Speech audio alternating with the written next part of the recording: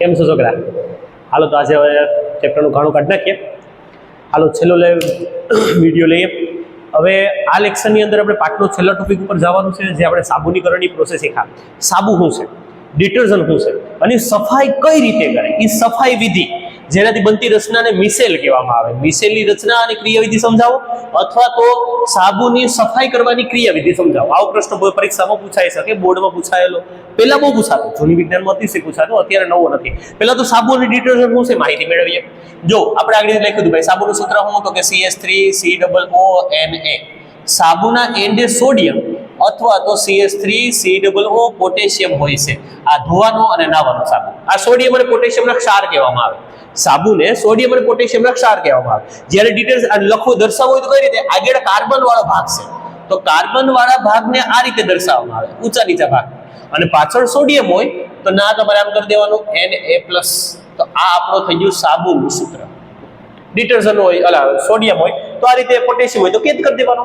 પણ ડિટર્જન્ટ હોય તો એમાં કઈ રીતે? તો કે આગળ આ જ રીતે શીર્ષનો ભાગ, શીર્ષના ભાગને કાર્બનિક ભાગ કહેવાય.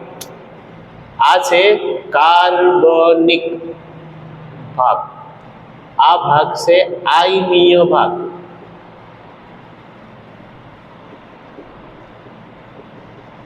આનું નામ છે અધ્રુવીય ભાગ. આમાં કોઈ ધ્રુવ નથી જોવા મળતા, ધન ધ્રુવ નથી જોવા મળતા. અને આનું નામ છે ધ્રુવીય ભાગ. બે નામ છે, યાદ રાખજો.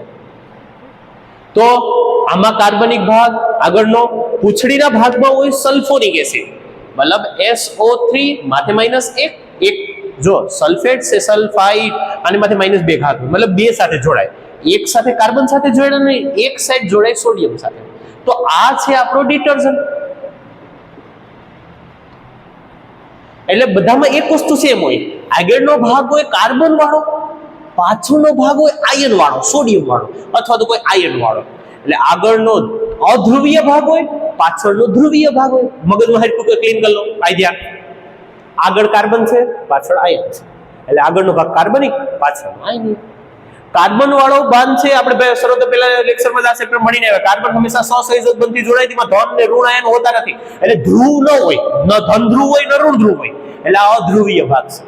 જ્યારે આને બાજુ તો તમને ચોખ્ખું ધન દેખાય, આ ધ્રુવીય ભાગ છે.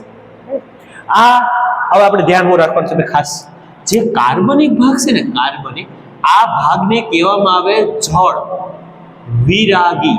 ત્રીજું નામ, તો આ ભાગને નામ આપવામાં આવે જળ અનુરાગી. પેલા આ વસ્તુ ક્લીન કરી લો તો આપણે લખવામાં મજા આવશે. એટલે આપણે માન લો આ જે તમને ભાગ દેખાય, આ ભાગનું નામ છે કાર્બનિક ભાગ. અને જે તમને પાછળ આ સોડિયમ વાળો અથવા તો SO3- તમને કોઈ પાછળ આયનીય દેખાય, આ ભાગનું નામ છે આયનીય. પેલું નામ, બધા નામો અહીં નીચે લખી નાખો.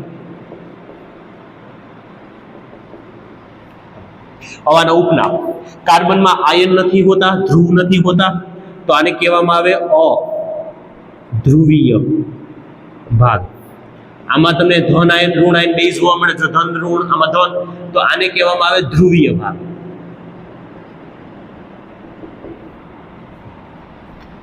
આ છે પાણી.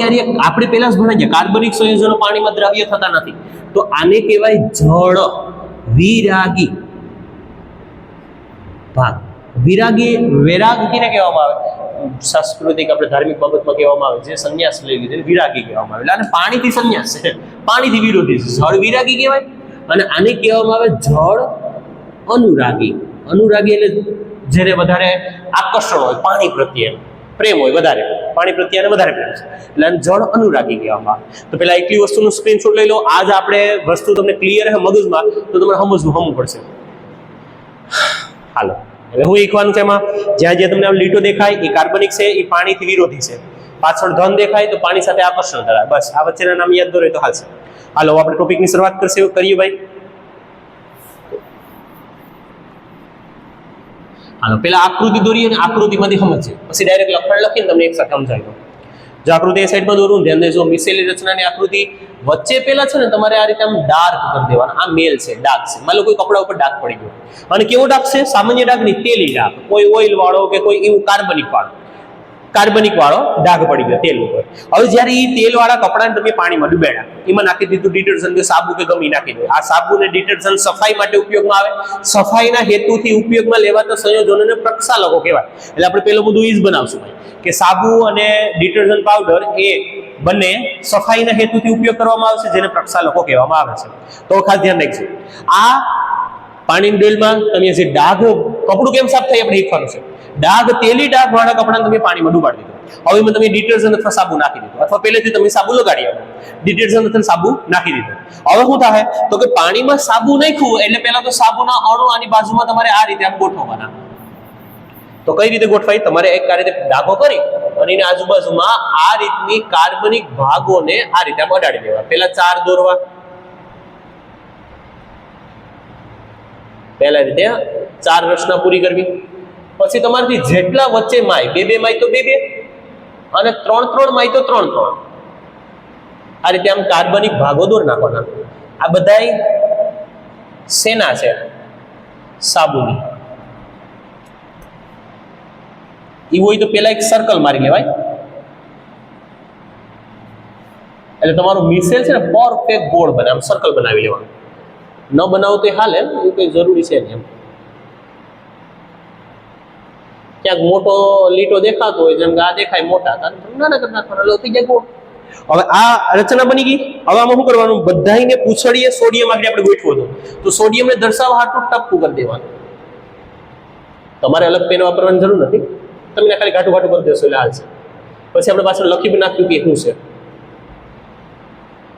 આ રીતે આમ ટપકું કરી દો. આ બધા આયનો છે.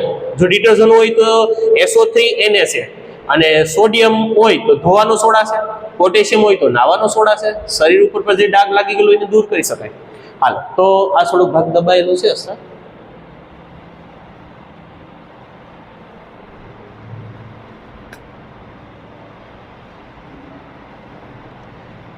તો જે આ ઉપરનો ભાગ છે અહીંયા દર્શાવી દો કે આ Na+ વાળો 2-3 ઠેકાણે દર્શાવ્યો. આ Na+ વાળો છે, Na+ વાળો છે. નીચે લખવું હોય તો લખી શકાય કે જે આ રીતનો ભાગ તમને દેખાય, આ કાર્બનિક છે, જેને જળ વિરાગી કહેવાય. અને જે તમને ટપકા વાળો ભાગ દેખાય, જેની બાજુમાં Na+ લખેલ છે, આ આયનીય ભાગ છે.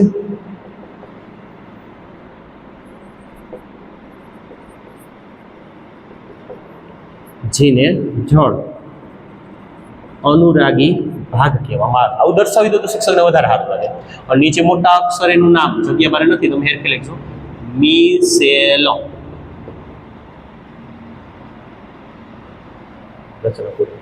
હાલો, તો આ રીતનું એક રચના તમારે દર્શાવવાની છે. હવે આમાં બીજું થોડું ઉપર નામ લખવાનું. અહીં નીચે લખો તો ઠીક છે, અહીંયા એરો મારીને લખો તો તમારી ઈચ્છા. બસ આ જે છે ને, આ કોણ છે? તો કે આ છે ડાઘ અથવા તો મેલ. એ પણ કેવો? તો કે કાર્બનિક. હવે પ્રોસેસ સમજો.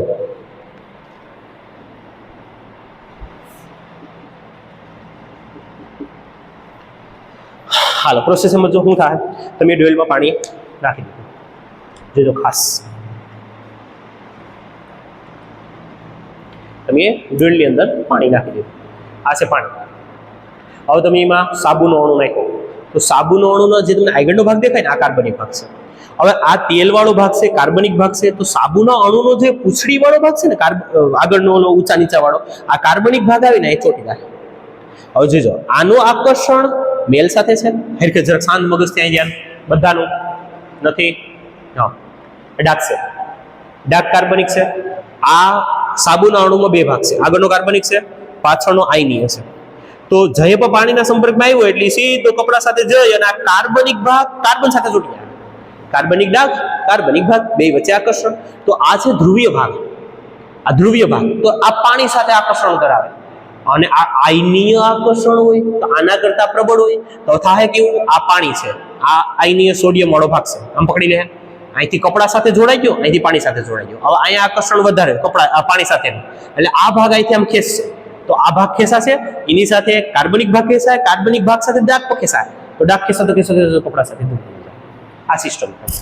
માનો તમને બીજી રીતે સમજાવું. જો આ છે આપણો ડાઘ, આ મારું કપડું છે, આ ડાઘ છે. જે સાબુ નાખું તો સાબુનો આ તેલી ભાગ, આ કાર્બનિક ભાગ એની સાથે આકર્ષણ ધરાવે. લઉં તો આની સાથે આકર્ષણ ધરાવી દીધું. હવે આના આકર્ષણ કરતા આનું આકર્ષણ બહુ પ્રબળ છે, કેમ કે આયનીય શેડો છે ને પાણી છે. આયનીય બંધારણ સહસંયોજક કરતા પ્રબળ આપણે ભણ્યા છે. તો હવે આ તો આમ ચોટી ગયું. હાલો તો હવે શું થાય? પાણી સાથે પૂંછડીનો ભાગ, માથાનો ભાગ અને શિષ્ટનો ભાગ કહેવાય. આ શિષ્ટનો ભાગ મેલ સાથે ચોટી ગયો. હવે આનું આકર્ષણ વધારે હોવાથી જ્યારે તમે એને પાણીમાં હલાવો અથવા તો એને બ્રશ મારો, ઘસો, તો આ પાણી વાળો ભાગ અહીંથી ખેંચશે. તેની સાથે આ ડાઘ વાળો ભાગ આની સાથે આકર્ષણ ધરાવતો કાર્બનિક સાથે, તો કપડાથી દૂર થાય. આ કપડું છે, થઈ ગયું સાફ. પાછું એકવાર સમજો, થોડુંક મગજમાં ક્લીન થવું જોઈએ. આ કપડા ઉપર ડાઘ લાગી ગયેલો હતો, મેં નાખ્યું ડિટર્જન્ટ, આ કાર્બનિક ભાગ કાર્બનિક કપડા સાથે આવીને જોડાઈ ગયો. હવે આ પૂંછડીનો ભાગ આયનીય હતો તો એ પાણી સાથે જોડાઈ ગયો. પાણી સાથે વાળો ભાગ પૂંછડીનો ભાગનું આકર્ષણ વધારે હોવાથી જ્યારે આકર્ષણ ખેંચાશે તો પાણી આ ડિટર્જન્ટનો અણુ છે. પાણી જ્યારે ડિટર્જન્ટને પૂંછડીને ખેંચશે તો ડિટર્જન્ટનો અણુ ખેંચાશે, સાથે શિષ્ટ સાથે જોડાયેલો ડાઘ તો કપડાથી દૂર થશે. તો બાજુના પેજ ઉપર આકૃતિ આપી ગયું છે, કેટલી બધી નાની કેપ્સ્યુલ. એ કેપ્સ્યુલ નથી, એ ડિટર્જન્ટના અથવા સાબુના અણુઓ છે. એ તેલી ભાગની બાજુમાં આવે. એમાં જોઈજો નીચેનો જે ખાલી ભાગ દેખાય ને કાર્બનિક છે, બધા ખાલી ભાગ ડાઘ સાથે ચોટી જાય. અને ઉપરનો જે બ્લુ કલરનો ડાઘાવાળો ભાગ દેખાય એ ઉપર છે કેપ્સ્યુલોનો. એ બધા એક સાથે ભેગા થાય અને ડાઘને લઈ અને પાણીમાં ભેળવે છે. કપડું સાફ થશે. ક્યાંક રેસાઓની વચ્ચે સાફ ફસાઈ ગયો હોય તો આપણ ડિટર્જન્ટે આકર્ષણ કરવાના કારણોસર રેસાઓથી ડાઘને થોડોક હલકો તો કરી નાખ્યો. તમે બ્રશ મારો, ઘસો, ટીપો ઓઇલ એ બધું થઈ જાય. તો આપણે લખવાનું કઈ રીતે છે જોઈએ. બસ મિસેલ આ રીતે દોરવાનો છે, એ જરાક ધ્યાન રાખજો. હવે હું લખી નાખું, પછી એક સાથે સમજી. હાલો તો લખાણમાં રીતે લખી નાખ્યું છે, થોડુંક આકૃતિમાં ચેન્જ કર્યું છે.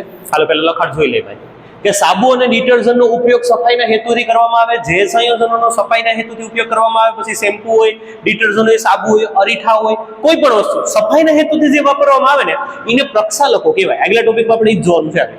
હા, તો હવે સાબુ અને ડિટર્જન્ટ વિશેની માહિતી ભાઈ, કે સાબુ અને ડિટર્જન્ટ સંયોજનોનો આગળનો શ્રેષ્ઠનો ભાગ, આ ભાગને કાર્બનિક કહેવામાં આવે.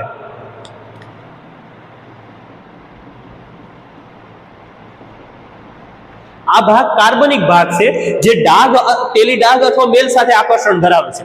જ્યારે પૂંછડીનો ભાગ, આ મીંડાવાળો ભાગ, સોડિયમ વાળો ભાગ, આ આયનીય છે, જે પાણી પ્રત્યે આકર્ષણ ધરાવે છે. હવે મેઇન પોઈન્ટ છે કે જ્યારે પાણીમાં ડિટર્જન્ટ સાબુમાં ઉમેરવામાં આવે, પાણીમાં ડિટર્જન્ટ અથવા સાબુ ઉમેરવામાં આવે અને કપડાં ડૂબાડવામાં આવે, ત્યારે કપડા પરનો તેલી ડાઘ સાથે આ ડાઘ છે એની સાથે શિષ્ટનો એટલે કાર્બનિક ભાગ જોડાય છે. અહીંયા બધા કાર્બનિક ભાગ જોડાઈ જાય. હવે જ્યારે પ્રબળ આકર્ષણ બળથી પૂંછડીનો ભાગ, આ જે પૂંછડી વાળો ભાગ છે, મીંડા વાળો ભાગ, એ પાણીમાં દ્રાવ્ય થાય છે અથવા પાણી સાથે જોડાય છે. બુકમાં એવું લખેલું છે પાણીમાં દ્રાવ્ય થાય છે, તમે એવું લખો છો પાણી સાથે જોડાય છે તો હાલે છે. પછી આ લખવાનું. તો આ જે આખી રચના તમને દેખીને કે કાર્બનિક ભાગ મેલ સાથે જોડાઈ ગયા અને બધા પાણી સાથે આકર્ષણ ધરાવ્યું, અહીં લખી શકાય જળ અનુરાગી, અથવા એ લખેલ છે નીચે, કોઈ વાંધો નહીં. જળ અનુરાગી પાણી સાથે આકર્ષણ ધરાવે.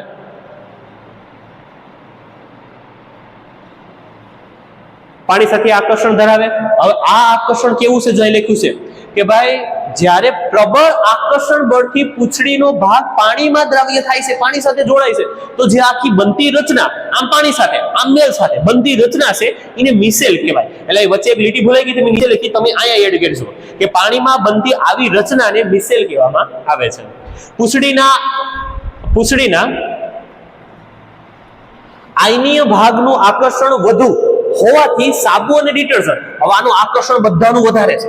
એટલે આ બધા અહીંથી આમ આ અણુ પાણીમાં જવા હાટો આમ ખેંચાય, તેની સાથે કાર્બનિક ભાગ ખેંચાય, કાર્બનિક ભાગ સાથે મેલ ખેંચાય. એટલે બધું થોડો મેલ લઈ અને કપડાની સપાટી ઉપરથી દૂર થઈ જાય. કેટલા બધા ભાગ થોડો મેલ લઈને દૂર થઈને પાણીમાં વહી જાય. હા, તો સાબુ અને ડિટર્જન્ટનો ભાગ કપડાની સપાટી પરથી ડાઘને દૂર કરી અને પાણીમાં દ્રાવ્ય થશે, જેથી કપડા થઈ જાય સાફ. કપડાની સપાટી પર ડાઘ હોય કપડા થઈ જાય સાફ, પણ એ ભાગ પાણીમાં ઉમેરાયનો એટલે પાણી ડોહળું બને છે. આમ કપડા સાફ થાય છે. તો પાછલા પેજ ઉપર તમને પ્રક્ષાલકો વિશે માહિતી આપી ગઈ છે. તો પ્રક્ષાલકોની વ્યાખ્યા પરીક્ષામાં એક માર્ક પૂછાય છે. જે પદાર્થોનો ઉપયોગ સફાઈ કામ માટે કરવામાં આવે છે તે પદાર્થોને પ્રક્ષાલકો કહેવામાં આવે છે. જેમાં તમે સાબુ કહો, ડિટર્જન્ટ કહો, છેલ્લી લીટીમાં આવી જાઓ, સાબુ કહો, ડિટર્જન્ટ કહો, બધું આવી જાય. એમાં એક વચ્ચે ચોથી કે છઠ્ઠી સાતમી લીટીમાં સલ્ફોનિક એસિડના ક્ષાર કરી ગયા છે. પ્રક્ષાલકો એટલે શું? તો કે સોડિયમ, પોટેશિયમ અને સલ્ફોનિક એસિડ. સોડિયમ એટલે આ, પોટેશિયમ એટલે નાવાનો સોડા, સલ્ફોનિક એસિડ એટલે ડિટર્જન્ટમાં એમ જેવું હતી ઈ ભાગને સલ્ફોનિક એસિડના એસિડિક ક્ષારને, આ સાબુની બધા ક્ષાર છે, એસિડિક ક્ષાર, એસિડમાંથી બનતા ક્ષાર ને પ્રક્ષાલકો કહેવામાં આવે છે. જે સાફ કરવાની વિધિને પ્રક્ષાલન વિધિ કહેવામાં આવે. એટલે લખવું એમ લખી શકાય કે કોઈ પણ પદાર્થોની સફાઈના હેતુથી વપરાતા પદાર્થોને પ્રક્ષાલકો કહે છે અને આ વિધિને પ્રક્ષાલક વિધિ પણ કહેવામાં આવે છે.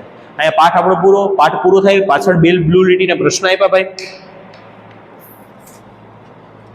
પેજ નંબર 76 ઉપર આપેલા છે બે પ્રશ્ન કે ભાઈ પ્રક્ષાલકોનો ઉપયોગ કરી ચકાસો કે તમે કઠિન પાણી છે કે નહીં ચકાસી શકો. ભાઈ પ્રક્ષાલકો એટલે સાબુ નહીં, હા માનો સાબુ નો ઉપયોગ કરીને તમે પાણી કઠિન છે કે નહીં ચેક કરી શકો. તમને યાદ છે એસી2 સ્ટારમાં આપણે ધોવાનો સોડા ભણ્યા હતા ને આપણે ભણ્યા હતા ધોવાનો સોડાનો છેલ્લો ઉપયોગ પાણીની કઠિનતા દૂર કરવા માટે ઉપયોગ.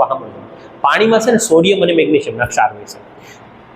ધોવાનો સોડા છે ને એ ક્ષાર હોય તો જ પ્રક્રિયા કરે અને ફીણ બનાવે. એટલે ધોવાના સોડાની મદદથી પાણીની કઠિનતા દૂર કરી શકાય. પણ સાબુ છે, ડિટર્જન્ટ પાવડર છે, આને ગમે એ પાણી બનાવવું ફીણા બનાવે. આ શુદ્ધ પાણી હોય કે અશુદ્ધ પાણી હોય, એને ફીણ બનાવવા માટે કઈ જરૂરી પડતું જ નથી. એ ગમે શુદ્ધ પાણી 100% શુદ્ધ પાણીમાં ફીણ બનાવે. એટલે પાણી કઠિન છે કે શુદ્ધ પાણી છે એની ચકાસણી હાટુ ફક્ત ખાવાનો સોડો ઉપયોગ કરવામાં આવે. પ્રક્ષાલકો નહીં, ખાવાના સોડા પ્રક્ષાલક નથી, એ ઉપયોગ બનાવવામાં થાય છે.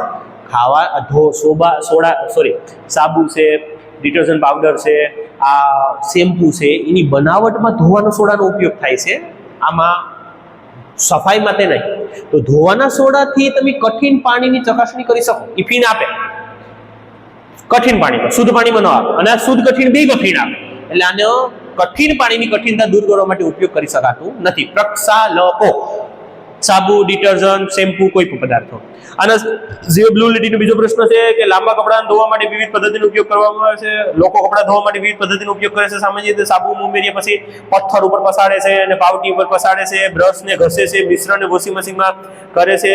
સાબુની સાફ કરવાની મેળવવા માટે આ રગડવાની શું કામ જરૂર હોય છે? ભાઈ જો આપણું માની લો આ કપડું છે, કપડા ઉપર કોઈ ડાઘ પડી ગયો, તો કપડા ઉપર જે ડાઘ પડ્યો ને જ્યારે આના ઉપર સાબુના અણુ આવશે તો માથેથી ડાઘને લઈને દૂર થઈ જશે. પણ રેસાઓ વચ્ચે ફસાયેલા ભાગ સુધી ડિટર્જન્ટ, રેસાઓ વચ્ચે જગ્યા ઓછી હોય તો ના રેસાઓનું આકર્ષણ બળ વધારે હોય તો અહીંથી ડાઘ સરળતાથી દૂર ન થાય. એટલે આમાં જોઈએ આ સાબુના અણુ આવશે, માઈક નીકળી ગયું, હા માન લો આ ખાસાઓના ભાગમાં છે તો સાબુનો અણુ આવ્યો, આ કાર્બનિક ભાગ છે, તો આ સાબુનો અણુ એટલું બધું આકર્ષણ નહીં કરી શકે કે અહીંથી મેલને બહાર કાઢી શકીએ. હા નબળો કરી દે, રેસા સાથે જેનું આકર્ષણ હતું એ મંદ થઈ જાય. એટલે હવે આપણે શું કરવું પડે? ક્યાંક તો જોરથી એ સાબુને મારો, જે ધોબી ઘાટ ઉપર પથ્થર ઉપર કપડાને પસડે, ક્યાંક તો બ્રશ ગહો, ક્યાંક તો ધોકા મારો, ક્યાંક તો વોશિંગમાં નાખીને ફેરવો. જેથી તીવ્રતાથી જ્યારે પાણી પસાર થાય પ્રેશર લાગશે તો જેના કારણોસર જે આ કપડાથી દૂર થઈ ગયેલ છે, ડાઘ દૂર થઈ ગયેલ છે, ફસાયેલો છે, એનો કાળા કલરનો ડાઘ ત્યાં રહી જશે. એટલે વધારે તીવ્રતા તમે ભટકાવો, ઘસો તો એમાંથી દૂર થઈ જાય. એટલે સફાઈના હેતુથી આવી ઘણી બધી પદ્ધતિઓ વાપરવામાં આવે છે. બસ આપણે BCLSના બોર્ડમાં પૂછાયેલી નથી, પણ પહેલા બહુ પૂછાતી 2018 પહેલા. એટલે આપણે એકવાર કરશું ખરા બાકી રેડી. બાકી તો આપણા માટે એસ્ટરીકરણ મોસ્ટ ટાઈમ પ્રશ્ન રહેશે. હાલો અહીંયા ચેપ્ટર પૂરું થયું. જય ભગવાન અસ્તુ. આના પછી બાયોલોજીનું 7મું ચેપ્ટર છે, પહેલા સેમેસ્ટરનું પહેલા પૂરું કરીએ. 7મું પૂરું કરી 8મું 9મું બધા ક્રમશઃ ચેપ્ટર પૂરા કરતા જાઉં, પછી ભૌતિક વિજ્ઞાનમાં એક સાથે જાઉં. હાલો તો અસ્તુ, જય ભગવાન. પાછા મળીએ નવા ચેપ્ટરમાં. કોઈ અન્ય ચેપ્ટર શીખવાની ઈચ્છા હોય તો કહેજો, તો એ ચેપ્ટર સ્ટાર્ટ કરશું. જય ભગવાન. સ્ક્રીનશોટ લઈ લેજો.